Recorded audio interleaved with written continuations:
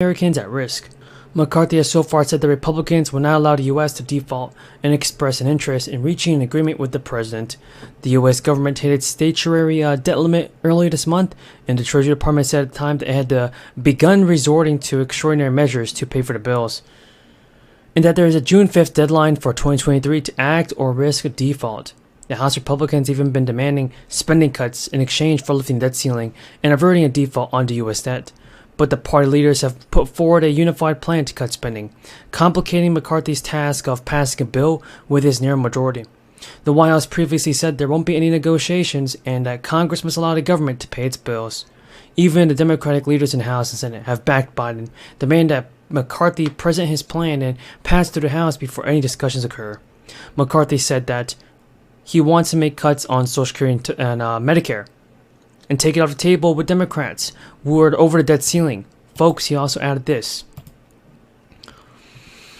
Even though Republicans do want the commitment on spending cuts generally, McCarthy said Republicans were committed to strengthening the programs. Tax season is also back. The IRS has officially started accepting and processing tax returns as of last week. The IRS has already been warning taxpayers to expect smaller checks than they received in recent years. In addition to this, there are a few common reasons that you could leave without a refund, or at least a much smaller one, in 2023. First of all, there were changes made and enhanced during the crisis, which are reverting back to normal. And this includes the child care credit, everybody. And with this child care credit, this includes the dependent care credit, the earned income tax credit, and the option to deduct charitable deductions without itemizing your taxes, and also stimulus payments. Mark Steber, a Chief Staff Information Officer, also told reporters that you can find yourself under withheld if you were counting on those double-sized credits, and you won't be getting it this year. And big changes in your life, like buying a house or getting married, will impact your taxes. One of the most notable is, of course, changes to your employment status.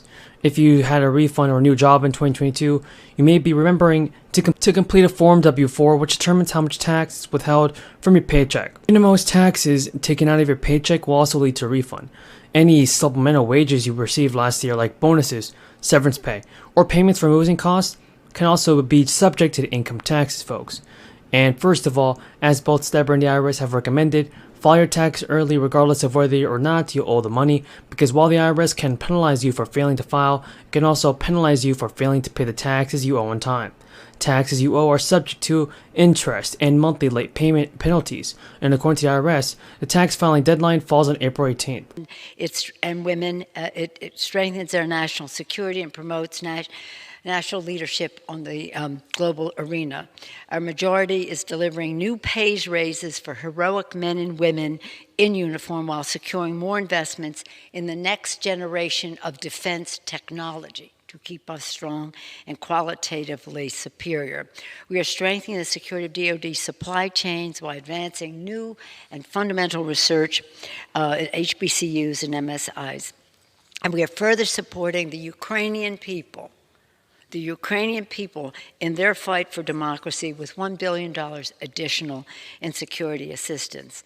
Let us salute the Chair, Adam Smith, and the Armed Services Committee for their persistent patriotic leadership in assembling this legislation, which will help that Americans are safe and that our democracy is secure.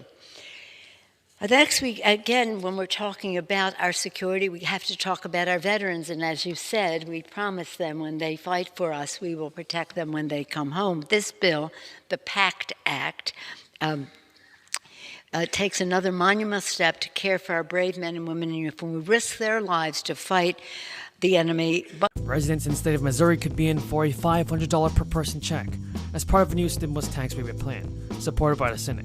The reasoning behind the stimulus tax rebate is to help Missouri residents cope with the rising levels of inflation in the United States, an issue that is affecting many other countries in the world.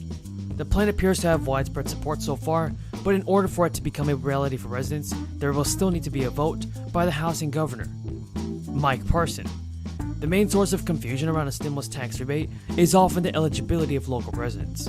In this instance, individuals earning $150,000 and married couples payment a maximum of $841, which was issued on September 1st. The second payment, also for up to $841, will be sent out at the end of the month. However, the $1,600 maximum total for September is only for single recipients.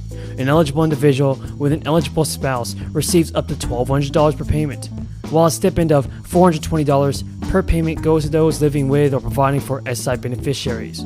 The program is overseen by the SSA and provides monthly payments to adults and children with a disability or blindness who have income and resources below specific financial limits. SSI payments are also made for people 65 and up without disabilities who meet certain financial qualifications.